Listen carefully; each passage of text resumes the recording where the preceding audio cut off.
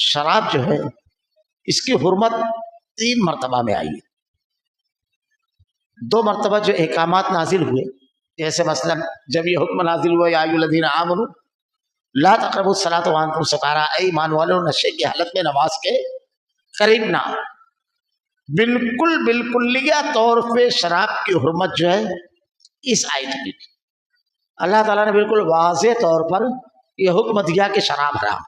یا ایھا الذین آمنوا انما الخمر، اے ایمان والو بات یہی ہے کہ شراب اور جوا، تھان فال نکالنے کے، پانسے کے تیر، یہ سب گندی باتیں اور شیطانی کام ہے. شراب کی واضح طور پر حرمت اللہ نے نازل فرما دی. جب اللہ کے نبی صلی اللہ علیہ وسلم پر یہ آیت نازل ہوئی تو صحابہ کرام نے اس کی اتنی زبردست پاسداری کی، جیسے تمام احکامات کے بارے میں ملتا ہے کہ صحابہ کرام اطاعت اور فرما برداری کے معاملے میں، اللہ کے حکم کے اوپر عمل کرنے کے معاملے میں انتہائی بڑے ہوئے تھے. اللہ رب العالمین نے جب حکم دیا کہ شراب حرام ہے تو گھروں میں شراب رکھی ہوئی تھی، لوگوں نے اسٹاک کیا ہوا تھا، مجلس میں شراب کا دور چل رہا تھا اور آیت نازل ہوئی. کسی نے جا کر کے جب پیغام پہنچایا تو صرف یہ نہیں کہ جو شراب اسٹاک رکھی ہوئی تھی اس کو لٹا دیا گیا، بلکہ ہاتھوں میں جو چاند تھے اس کو ہوٹوں تک نہیں لے کر گئے، ہاتھوں میں جو تھا اس کو ویسے ہی لٹا دیا کہ اللہ تعالیٰ نے اس کو حرام کر دیا ہے. ایک صحابی اللہ کے نبی صلی اللہ علیہ وسلم کے پاس آئے اور آ کے کہنے لگے کہ اللہ کے نبی، میرے 2 بھتیجے ہیں جو یتیم ہیں، ان لوگوں کا کچھ مال تھا، میں نے شراب خرید کر کے زمین میں دفن کر دیا تاکہ جب کچھ دن گزر جائے تو چونکہ شراب جتنی پرانی ہوتی ہے اتنی قیمتی ہوتی ہے تو اس کی قیمت بڑھ جائے، بھتیجوں کا فائدہ ہو جائے. اب اگر میں اس شراب کو ضائع کر دیتا ہوں تو مال کا نقصان ہوگا یتیم بچوں کے. اللہ کے نبی صلی اللہ علیہ وسلم نے ارشاد فرمایا، دیکھیے ہیلے بہانے نہیں چلتے. اللہ کے نبی نے ارشاد فرمایا تم اسے ضائع کر دو اور فلاں جگہ کا جب مال آئے تو میرے پاس آنا، میں ان بھتیجوں کے لیے مال کا انتظام کر دوں گا. یعنی جو ذمہ دار ہوتا ہے معاشرے کا، حرام سے بچانے پر اگر کسی کو نقصان ہو رہا ہے اور اس قسم کا معاملہ ہے تو یہ کوشش نہیں کہ ان لوگوں کا نقصان ہو جائے گا اور ان کا معاملہ کیا ہوگا، اب ان کا جرم تو نہیں ہے، غلطی ان کی تو نہیں ہے، یہ سب بحث نہیں، حرام ہے اس کو ختم کر دیا جائے. اب یہ جو ان لوگوں کا نقصان ہو رہا ہے، یہ جو ان لوگوں کے ساتھ معاملہ ہو گیا جانے میں کسی اور کی غلطی کی وجہ سے، اس کی تلافی کی کوشش کرنا یہ اسلام ہے. کیونکہ نیکی کی طرف بڑھنا ہے، گناہ کو ختم کرنے کی کوشش کرنا ہے. یہ سوالات کھڑے کر کے اسی کو لمبا نہیں لے جانا ہے. بعض لوگوں نے اس آیت سے عقلیت کی بحث کی، جیسے میں نے پچھلے ہفتہ تذکرہ کیا تھا منکرین حدیث، اور بعض عقلیت پسندوں نے کہا کہ شراب کو واضح طور پر حرام نہیں کیا گیا ہے، یعنی حرام کا لفظ نہیں ہے شراب کے ساتھ ساتھ. عجیب و غریب بحث. سب سے پہلی چیز تو یہ ہے، ایک دم پہلا سوال، یہ آیت جس ذات اقدس کے اوپر نازل ہوئی، جس معاشرے میں نازل ہوئی، جن لوگوں کے درمیان نازل ہوئی، انہوں نے اس کا کیا معنی لیا؟ کیا یہی بحث تھی کہ حرمت کا لفظ کہاں ہے؟ کیا ہوا تھا؟ پوری تاریخ اٹھا کر دیکھیے، حدیث اٹھا کر دیکھیے، سیرت دیکھیے، صحابہ کے واقعات دیکھیے، انہوں نے اس کا کیا معنی لیا تھا؟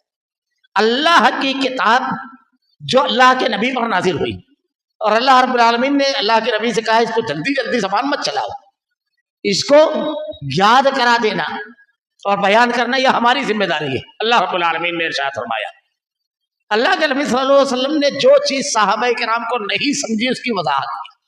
مشہور حدیث ہے کہ اللہ کے نبی صلی اللہ علیہ وسلم نے کہا کہ قیامت کے قریب حرج کی ذاتی ہوگی. صحابہ کرام نے عربی داں تھے، پوچھا حرج کیا ہے؟ لغت کی بحث نہیں تھی. ہمارے بعض جاہل لوگ قرآن کی تشریح صاحب قرآن سے نہیں بلکہ بعد کے لکھے ہوئے لغت کے ماہرین سے ان کی لغت اٹھا کر کے قرآن کا ترجمہ طے کرتے ہیں کہ اس کا کیا معنی اور مفہوم ہے. اللہ کے نبی اور صحابہ کرام کو وہ مقام نہیں دیں گے لیکن لغت لکھنے والے کو وہ مقام دیں گے. جبکہ لغت میں ایک ہی لفظ کے بہت سارے معنی ہوتے ہیں. جیسے صلاۃ جو لفظ ہے، مولانا صادق سیال کوٹی نے اپنی کتاب ضرب حدیث میں لکھا ہے 23 معنی ہے اس کے. اب کون سا معنی لیں گے آپ؟ ظاہر سی بات ہے صاحب کتاب جس پر کتاب نازل ہو وہ زیادہ وضاحت سے، اور اللہ تعالیٰ نے قرآن میں کہا ہے لقد کان لکم فی رسول اللہ اسوۃ حسنہ، رسول کا اسوہ نمونہ تمہارے لیے بہترین، رسول کی زندگی بہترین اسوہ نمونہ ہے. تو اللہ کے نبی صلی اللہ علیہ وسلم متعین کریں گے اور بتائیں گے. تو سب سے پہلی چیز تو یہ کہ اس کا معنی کیا لیا اللہ کے نبی نے اور صحابہ نے. یہ آیت جب نازل ہوئی تو حرام اس کا معنی. دوسری بات، اسی آیت کے اوپر اگر آدمی غور کرے تو بات بڑی عجیب لگتی ہے. اللہ رب العالمین کہتا ہے یہ سب گندی باتیں ہیں. اب گندی بات جائز کیسے ہو سکتی ہے؟ اللہ رب العالمین کہتا ہے کہ یہ شیطانی عمل ہے. شیطانی عمل درست تو کیسے ہو سکتا ہے؟ آپ کہتے ہیں حرام نہیں ہے تو درست تو کیسے ہو سکتا ہے؟ ان سے بالکل الگ تھلگ رہو. اللہ یہ ارشاد فرما رہا ہے فلاح اور کامیابی کے لیے ضروری ہے. ذرا تو سوچنے والی بات ہے. گندگی اور شیطانی عمل کے جواز پر گفتگو اور بحث کی جائے گی. بعض لوگوں نے اقلیت کی بحث کی، جیسے مثلا کچھ اسلام بیزار لوگ جنہوں نے اسلامی تعلیمات نہیں ہیں اور غیروں کی تعلیمات سے مروب ہو جاتے ہیں، متاثر ہو جاتے ہیں اور اسلام پر اعتراض کرتے ہیں. تو کچھ لوگوں نے یہ بھی کہا کہ اللہ کے نبی صلی اللہ علیہ وسلم جس علاقے میں پیدا ہوئے وہ گرم علاقہ تھا اور آپ ایک بہت زبردست مشن لے کر چلے تھے، تو اس لیے آپ نے شراب سے لوگوں کو روک دیا کہ وہ گرم علاقہ تھا، اس کے پیچھے لگتے تو آپ کا مشن کامیاب نہیں ہوتا.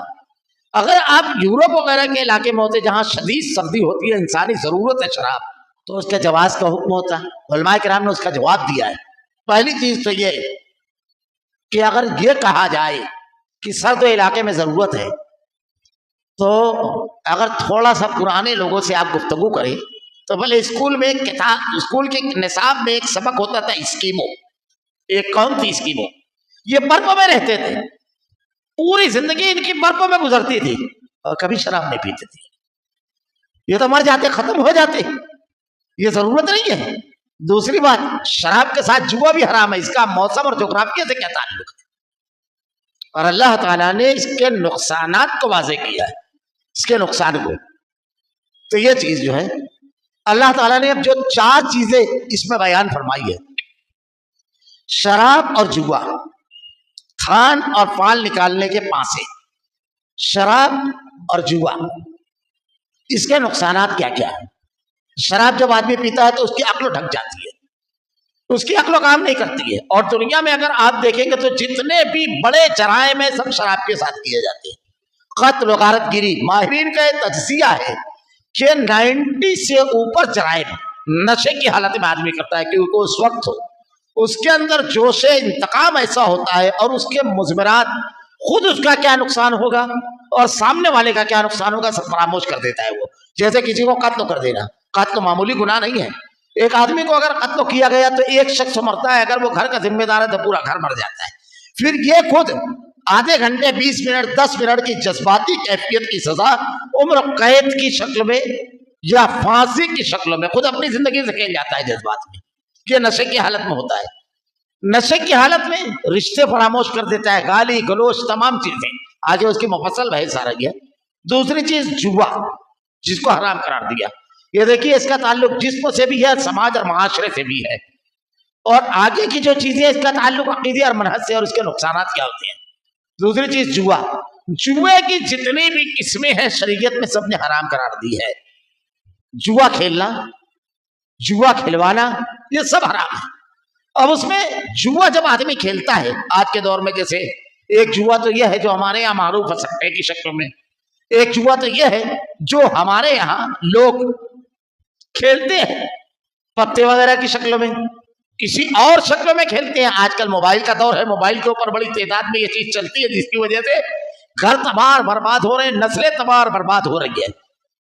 اس کی وجہ سے جسمانی نقصان جیسے شراب سے ہے اور سماجی نقصان ہے، ویسے جوئے سے بھی ہے مالی نقصان، سماجی اور خاندانی نقصان، سب کے سب ہے. اللہ تعالیٰ نے بالکل واضح طور پر ارشاد فرمایا ہے سب کے سب حرام ہے.